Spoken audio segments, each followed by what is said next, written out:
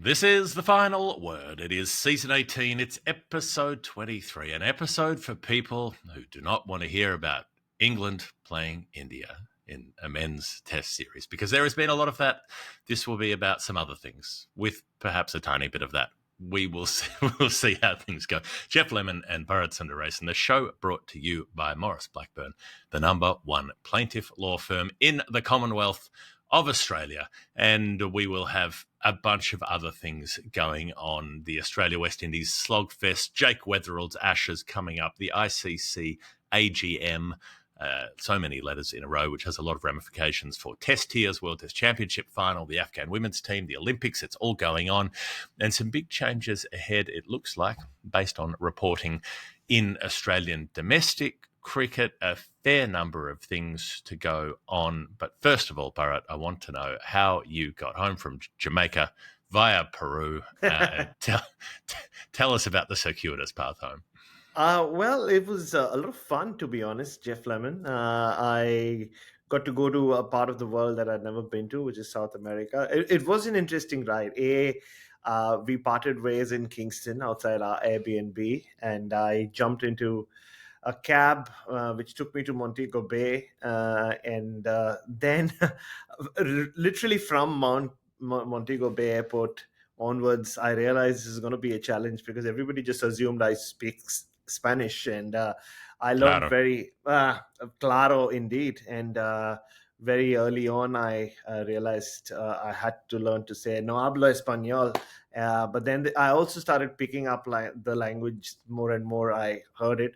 It's not so much the words, but just the way of speaking. So I did learn to say, because of the way I look, I did learn to say te bendigo hermano or hermana, depending on who I was speaking to. So I was blessing everyone wherever I went in Lima. But it was so much fun. 2 days, 2 nights in Lima. The first night itself, I got there very late, but I realized it's like, I felt like, I mean, in a weird way, I felt like I was back in Ghatkopar because of the number of people on the streets and everyone having dinner at 2 a.m. and 3 a.m. It was a lot of fun. I went to this soup place where I bumped into two guys who were in the queue who ended up being from Ecuador, and they wanted to join. They wanted me to join them for dinner. So I sat there speaking to these two guys from Ecuador who didn't know English, but we Google translated our way through.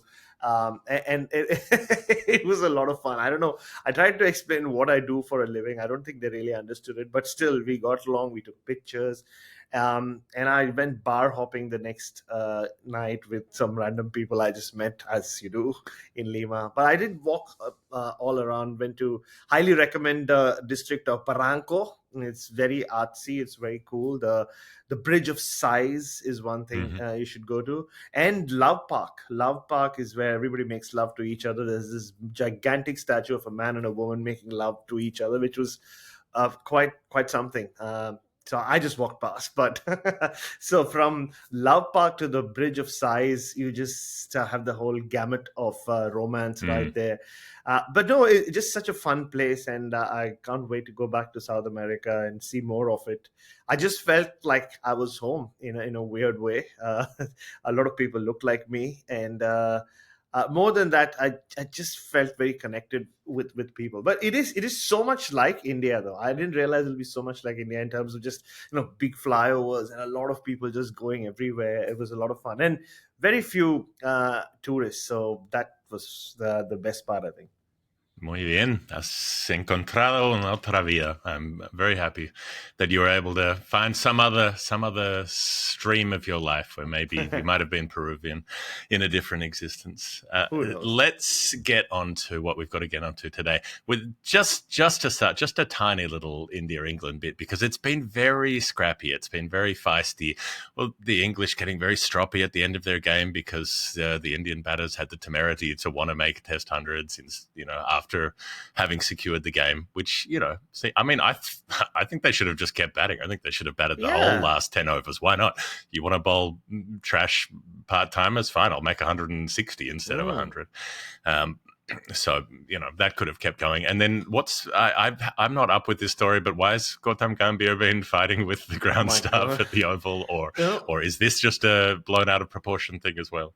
No, unfortunately for Gautam Gambhir, because of just the way the media works these days all around the world, there were so many cameras on him and Mm, on the actual argument. It starts off as an argument. You can't really listen to what Lee Fortis, the oval groundsman, the big guy, the big fella who we've all seen, and I'm hmm sure Adam Collins and Daniel Norcross know personally. You can't hear what he's saying, but you can very well or make out what Gautam Gambhir is saying, and he's clearly really pissed off, and he's pretty angry, and you can hear him asking the ground staff to, the groundsman to fuck off and say, "Go and report me." And then we've seen the batting coach come, Sitanshu Kotak, walk out or do a press conference and say something about the groundsman wanted the players to be not or less than or like no more than 2.5 meters away from the pitch while checking it out. But the problem is just Gautam Gambhir's language, really. Him cussing at the groundsman, but then also repeatedly saying, "You're just a groundsman, you're just a groundsman, stay in your capacity, you're just a groundsman." So, yeah, that doesn't make for really happy viewing. And social media has gone off, Indian cricket social media anyway, because only 2 days ago, Gautam Gambhir was doing the press conference in Manchester, and he said, "We're all fighting for the common man in India." So people are like, "Wait, hang on. If you're mm, fighting for the common man in India, how about, like, why are you then being elitist by saying you're just a yeah, groundsman, stay in your lane?" And yeah. all of this has been caught on audio, so it's not just me. I'm just repeating verbatim what has been reported, and you can clearly make out what he's saying. And it gets pretty feisty. You can see that Gambhir is really getting at him, and the guy says, "I'll report you to the match referee." That's when he says, "Fuck off, go report me, whatever you want." So, yeah, Gautam Gambhir, we've seen that side to him when he was a player, Mm, and yep. it's pretty ugly, to be honest. Yeah, class solidarity should transcend national You solidarity, should right? think If so, you're yeah. a working person in India has a lot more in common with a working person in another country than they do with a rich person in that country. So Gambir's not doing himself any favors there as far as the patrician overlord nature Mm. of the way that cricket is run, or who gets the top jobs, I suppose. What about in the Caribbean? The ensuing chaos, 27 all out, and all the rest of it. We had the SOS calls to the Mm. former players and all The the rest of it. Is there legends. going to be anything else happen? Is that Darren Sammy was out there saying, "Well, it's not. I'm not getting sacked. It shouldn't be me." And I mean, look, there's not much more he could have done. I think with the team that gets bowled Mm. out like that, it's not the coach's fault, I guess. You can't click your fingers and turn those players into good players. But has there been anything more that you've picked up on from your contacts in the region? Well, like everything West Indian cricket, it runs parallelly, right? Like what's happening right now and what the legends are doing. So while they're getting smashed in this T20 series, I saw a report. One of our very good friends, Andrew Mason, Hmm. who we discussed a lot during our time in the Caribbean, he sent me an audio note where, for some reason, while all this is happening, the West Indies have lost their T20 series, the one format where, well, they were at They're least more qualified for World competitive. Cups. Yeah, Yeah. you'd say they've been more competitive, and under Darren Sammy as well in the last 2.5 years. Yeah. So while they've been smashed 5-0, and just on that, all five T20s pretty much followed the same script. Hmm. Australia chasing down totals, Cam Green making runs, Tim David Hmm. making that 100, Mitch Owen making runs, Maxwell got a couple of scores, I think one score. But the script was the same. West Indies would Hmm. get themselves somewhere close to 200. Australia would have a bit of a wobble and then chase it down. So while that is happening, the legends have now reached St. Vincent to war one, yet another celebration of their 1975 World Cup trophy. So they're all there. Hmm. I don't know what happened to them getting together to solve the West Indian crisis. Maybe that's been put on the back burner. Yeah. But I can't see anyone being sacked. I mean, Shea Hope was just named white ball captain, so in his first Hmm. series, they've been smashed 5-0 on home soil on very fair pitches as well. So, um, who knows what's next for that lot, really. He made runs. I mean, Shai Hope made 100 Mm, in one of those games. They set a couple of times. They scored over 200. There was a 190. There was a couple of 170s. Australia chased them all. Josh Inglis made a bunch of runs mm, in that series as well. Strike rates were crazy. Everybody's strike mm, rate was 190, 200, 200 plus individually. And yeah, Tim David, 100 off 37 deliveries. So technically, the fastest international 100 was 27 balls. That was an Estonia versus Cyprus game. For a full member country, Sikandar Raza, 33 balls. That was mm, against Gambia, who I don't think have the strongest bowling attack in the world. mm. If you've got full member versus full member, David Miller and Rohit Sharma made hundreds of 35 balls. And then it's Tim David with Abhishek Sharma against England off 37 balls. So the second fastest full member versus full member T20 international 100. Absurd, really. Adam Zampa played his 100th T20 Mm, international as well, which is a lot. I mm. mean, it's rare that they play long series of T20s, right? You more tend to see you would get the longer ODI series, the 5 or 7 match ODI series. Not so much anymore, but did used to happen. Whereas it's rare that you get these kind of 5 T20s back to back. But yeah, a lot of games that Zampa has played. Yeah, and the automatic debate then is, or question is, where does he rank Mm. when it comes to the greatest white ball spinners Australia have produced? And for me, I just saw a stat just before we pressed the record. His stats are better than Shane Warne's, but And he plays in you a much more aggressive era. he does, and amount of T20 cricket he's played, and the fact that he's played two massive roles in two World Cup wins, T20 World Cup win in 2021, and an even bigger role in that 2023. He turned it around in that game against Sri Lanka, and then just kept getting better and better, making an impact right through the tournament. So. Yeah, I think it's 1A, 1B for me. I know it's blasphemous to compare anyone with Shane Warne, but purely in white ball cricket, Mm. he's played 100 games in both formats. Adam Zampa, I think he's the first Australian bowler to play 100 T20Is. It's just that he's been the first pick for so long, and he plays not just the World Cups like a lot of the bigger name players, but he plays all the bilaterals as well. So he's been it's phenomenal numbers that he's had. This economy rate, his strike rate, and the number of times he's turned games around. Even in this series, a couple of times it's been his introduction into the spell that is broken the back of the West Indian middle order. So it's a great milestone. I mean, we all celebrated Mitchell Starc getting to 100 Test matches, which was a milestone of a different kind. But Adam Mm. Zampa playing 100 T20Is and Yeah. just overall record, I think he is in the top 5 best white ball bowlers Australia have ever produced, and in my book anyway, is up there, right there with Shane Warne. Yeah, 100 tests is a lot more physical work, but 100 ODI, 100 T20s, you have to be good enough to keep getting picked in such an aggressive format. So there's an argument there that it might be more difficult to do as a bowler, I suppose. The Australia A, Sri Lanka A series going on in the top end, Jake Weatherall's Ashes, we keep saying it. It's on the way. He's done it again. He's made 183 now. A lot of runs going around in this game, though. Jason Sangha, unbeaten, double 100. The Sri Lankans made a couple of tons. Ollie Peake made 92. Curtis Patterson, 59. But in terms of timing your run, you can't do more than make big scores at the time that you've got the opportunity, which the opportunity is there. This is an interesting one. So you and I talked last time we recorded about the first class debuts in this series, and that it seemed incongruous and didn't seem appropriate that you were having first class debuts in an Australia A game. I've been having a few interesting conversations during the week and trying to get a read on Mm, this, and so my read on it is that I think there is a disconnect internally at Cricket Australia about what Australia A means, mm, and that in this context, it was not going to be like Australia. You think Australia A, you think the next best 11, right?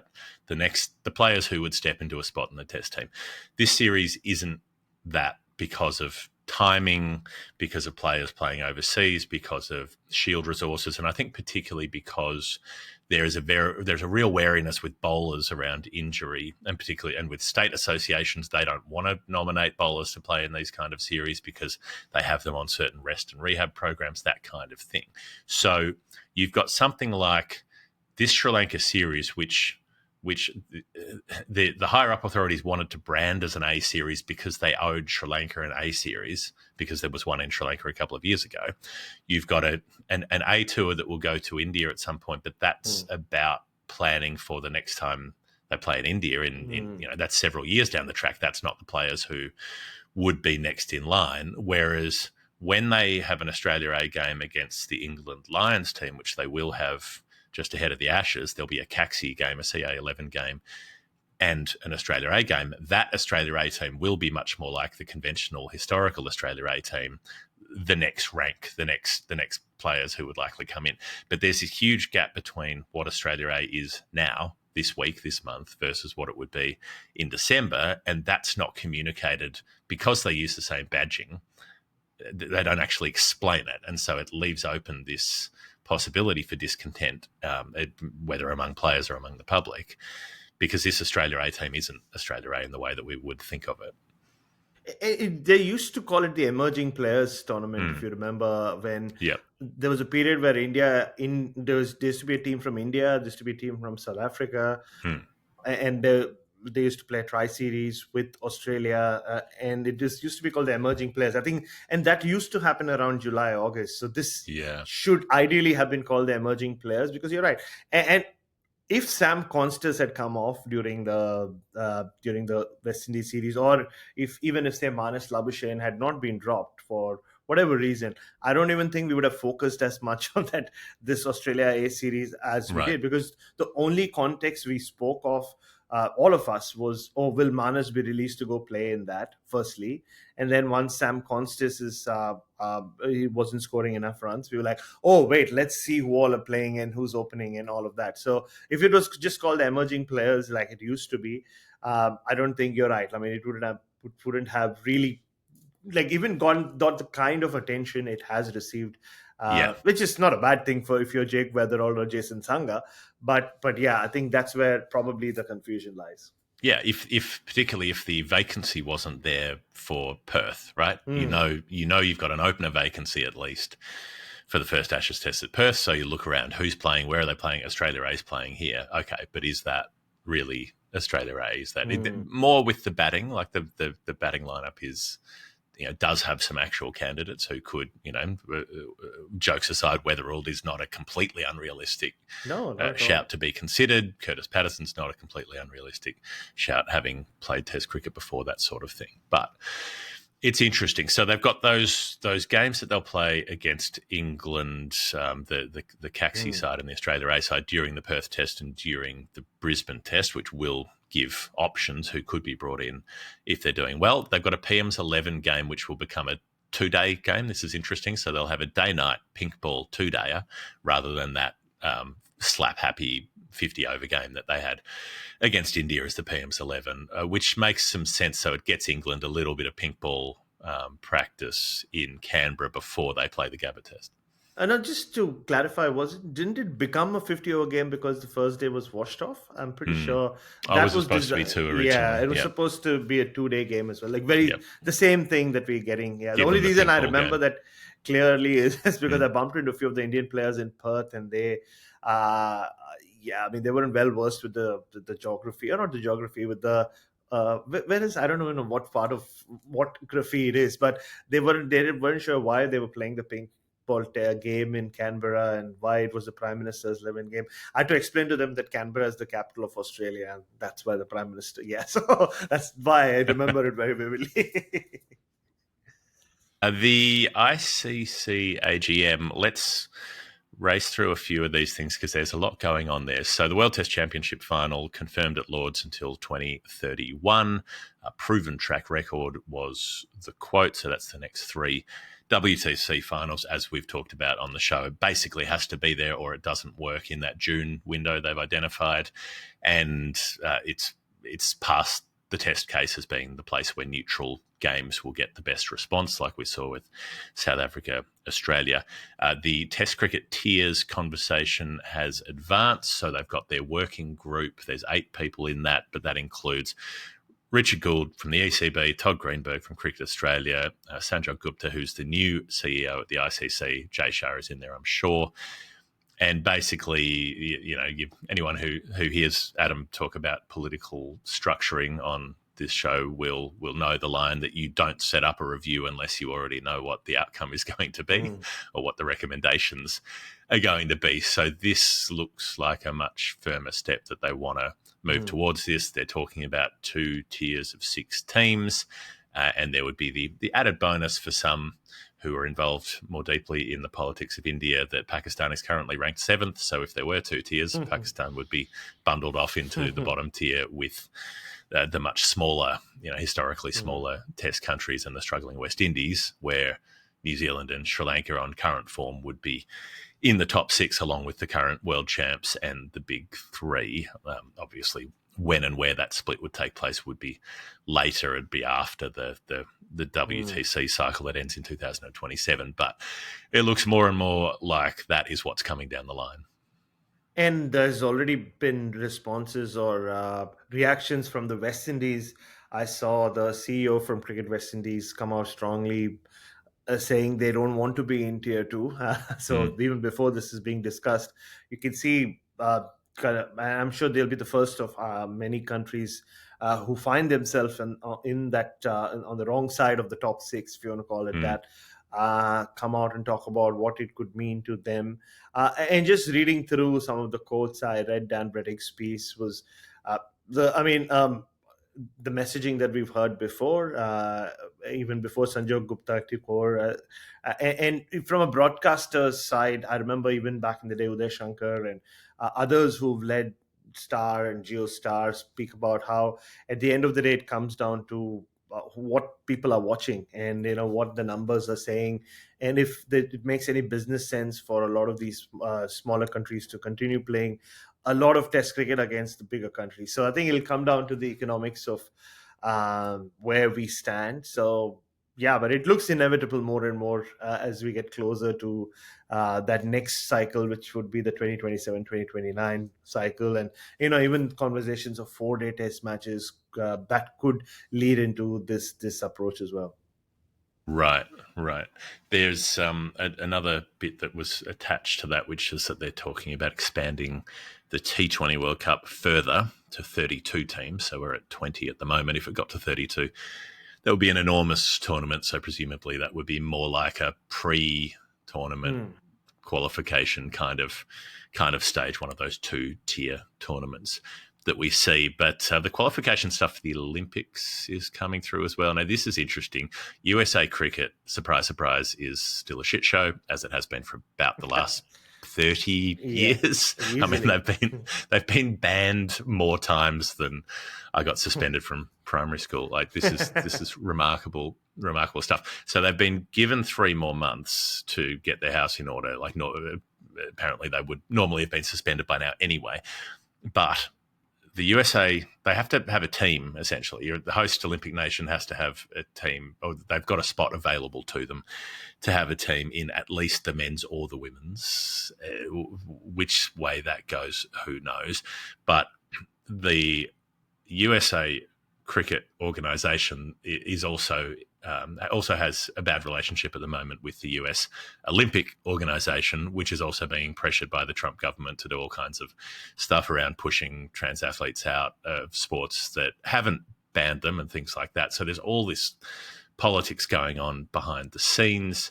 So whether that US Cricket Organisation is the one that actually gets to select a US cricket team remains to be seen. The ICC are trying to give them a bit more rope to see if they can pull things together, but whether that happens, I don't know.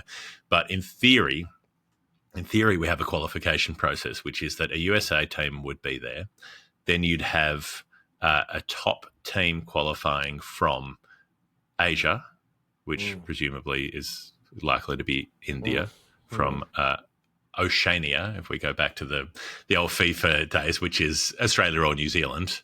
So you're right? saying Australia won't have to play Uruguay to get into the Olympics? I hope so. Where's what was his name? Dario Silva, who slotted one into the bottom corner in Montevideo, breaking Australian hearts. And so you've got one qualifier, top-ranked qualifier from Europe, so that's likely to be England, although I suppose it's Great Britain because it's an Olympic situation. You've got one from Africa, so that's likely to be South Africa. And then there would be a last spot, which would mean everybody else could try to come through a single global qualifying tournament. So that would be your teams that had missed out in the other regions. Plus, the West Indies have to have a tournament where all of their constituent countries will play off to be the team that makes it into that qualifier to try to qualify through that record. So they've got the Uruguay job, basically. They've got to qualify about 5 different times if you want to even get a Caribbean team into that Olympic situation. It's complicated. It is, and I guess it'll be a fun tournament. I don't know whether it'll be a tournament or it'll be like one-off, like a knockout tournament to competition to keep an eye on, like, because I guess everybody is then in an even playing field. Maybe a team like Estonia with their great record could come through as well, or Romania, who seem to keep finding ways to get into the T20I record book. So or who knows, maybe somehow it's Italy who come through Europe, the form that they're in terms of qualifying for World Cups, and England have to play against the rest, and it's we get England versus Estonia for the qualification. Who knows? It's a good thing though. I mean, you just hear more people. It'll be a good time to have a global cricket podcast at that point, because you might have people from all around the world listening in. And I am waiting for that day when Donald Trump suddenly takes interest in the US cricket team, and that will be quite something as well if he does. So it's going to come. It's going to happen, especially with the mess that is US cricket, or which has always been US cricket. It's you thought that with the MLC and all these things, there'll at least be some sort of stability on top. But, we've seen all sorts with them. We've seen 2-3 different factions trying to take control. Now we're back to one faction or one group, but they seem to be in trouble again with the ICC. So while that is being played out, it'll be fun to keep an eye on who else qualifies. And even the competition, I think it's in 2026 when all the Caribbean nations play against each other to probably it'll be the first time in a long time that the regions will have something to fight over in a cricketing sense. Yeah, well, I'm given that most of the US team, if not all of them, have backgrounds from outside the US.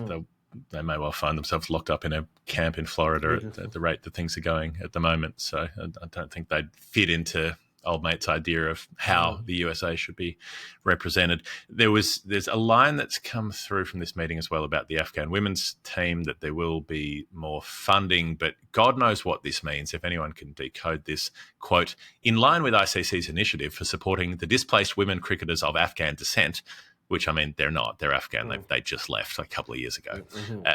The players will receive key engagement opportunities at ICC events, including the World Cup 2025 and the T20 World Cup next year in England, as well as through high-performance initiatives and domestic playing opportunities. So, okay, getting into domestic scenes and so on, great. What does it mean about the World Cups? Who knows? What key engagement opportunities? Does that mean they can try to qualify? Does that mean they can play, or does that mean that they just show up and watch? I don't know. That World Cup is coming up very soon, so I guess we'll find out what action or lack of action there is. And the last bit from this meeting, Bharat, everything old is new again. The Champions League is back. Now the ICC want to run it, as per reports from Daniel Bredig in a Box.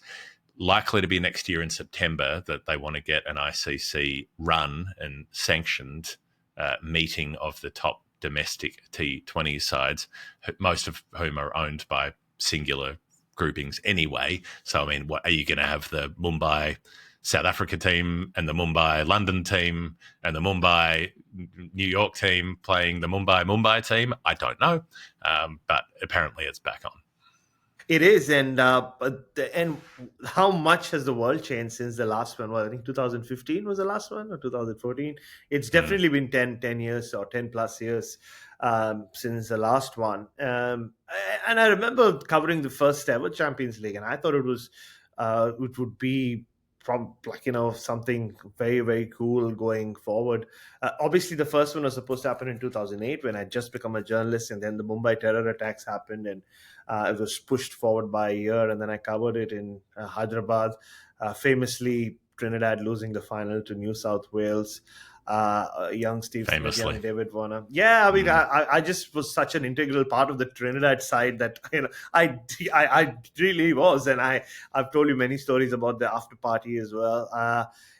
Where I bumped into and had a lot of fun with the very young Steve Smith, a very young David Warner, and not very young Simon Carriage. But it just felt at that point that it could be like the IPL had just started in the Champions League. You felt like it mm, was going in the soccer route. But from I'm going to say by the third edition, they also then did flip it around between India and South Africa. The third edition onwards, you could see that the interest had dwindled on TV, and people really weren't covering it. mhm, Chennai would win 1 year, or who you didn't know who was winning, and it would be you'll have to be a really proper T20 nuffy to know what happened there. But this might, and the world has changed, like you said, so many leagues and uh, players' loyalties. Like there are some players who. Not Indian players, but non-Indian players who do travel with the same franchises all around. But there are others who play for one franchise here, another franchise, another league. So mm. who gets to play where? It'll be a lot of confusion going into that. But yeah, clearly they've realized that maybe there is more value in it. Back then, it was designed, as the story goes, mainly for Star Sports. So Star Sports missed out on the IPL. It went to Sony. So this was almost presented as or gifted to Star Sports, where India, Australia, and South Africa were the three boards one day. They came together. England at this point had sort of in their shunning IPL phase. Now all that has changed, so the 100 might come Mm. into the picture as well. So does a 100 team get to play in the Champions League, or will it be a T20 Blast team? That will be another Ah, confusion. Well, good so good question. mm. Will Northamptonshire finally get their chance to strut their stuff on the world stage as they deserve? Some more T20 stuff after the break. A reminder that if you are traveling around the world, if you're doing all this stuff, if you're going to the Caribbean qualifiers and you've got to bounce around that region and you've got to see if Italy make it and you're traveling from country to country, one of the things you need most is a VPN, virtual private network, the thing that lets you connect to different parts of the world, because everything's segregated, everything's siloed. You're trying to follow the highlights from this country and watch a game from this country, and it says it wants you to be in this country or that country, or you're trying to buy a ticket here but you can't because you're somewhere else and you need to be in the place that you're buying the ticket from. There are all of these points of confusion where it's nice to be able to tell the internet that you are somewhere even if you're not necessarily in that place. That is one of the key features of a VPN. NordVPN is the one that we use. It's the one that we used before they sponsored the show as well. So this is actually genuine. They are just about the fastest in the world. They've got 6,000 plus servers around the world. They've got servers in 111 different countries, and the cost is extremely low. It's a few bucks a month in whatever currency it is that you're working in. nordvpn.com/TFW. That's where you get the big discount. If you sign up for the longer deals, you get more free months on top of that. They're discounting their discounts. NordVPN, check them out. That's what we use, and that is what we find extremely useful as we move around the world. We'll be back in a second. It's the final word. It's season 18. It's episode 23. It's brought to you by Maurice Blackburn. Numero uno. If you were still in Lima, Bharat, you could say numero uno. I don't know how to say Claro. plaintiff law firm in Spanish, but, grupo legal, no sé, abogados. Anyway, the word for lawyer is abogado and the word for avocado is avocate, and they get very confusing. sometimes you ask for an avocado when you want a lawyer, and vice versa. So I'm surprised there's no book called The Avocado Lawyer. That's just like sounds like John Grisham all over. It sounds like just the kind of book he might have written. Maybe he has. we're going to get to the stone at the middle of this. Here's a hot tip, actually. If some people might skip the ad reads, but they'll miss out on very useful stuff like this. If you have avocados and you have more of them than you can use at any one time, put them in a tub or a jar full of water and put that in the fridge. If they're submerged in cold water, they last for like weeks. You may think this is bullshit, but I do it at home and it actually works. So when you've got like your 6 avocados and then you have the anxiety spiral because they all get ripe at the same time, and then you're trying to eat them furiously, and then inevitably at least 2 of them end up going a bit brown and yuck, and you feel like you've missed the chance. Don't do that. When you bring them home, put them in the fridge in cold water. It's fully submerged in cold water, and they will keep for much longer. There you go. There's your hot tip. That's not to do with Maurice Blackburn, who are the number one avocado or avocados or lawyers, plaintiff law firm in Australia. But if you need their help, they will also keep for a really long time, because they were founded in 1919 and they're still good. They're still fresh when it comes to helping out people who need legal support. And sometimes their cases are no win, no fee as well, which can help people get access. Look them up. They are available all around Australia, as are avocados. Do not put your lawyers in cold water in the fridge. That's the wrong way to do it. Now,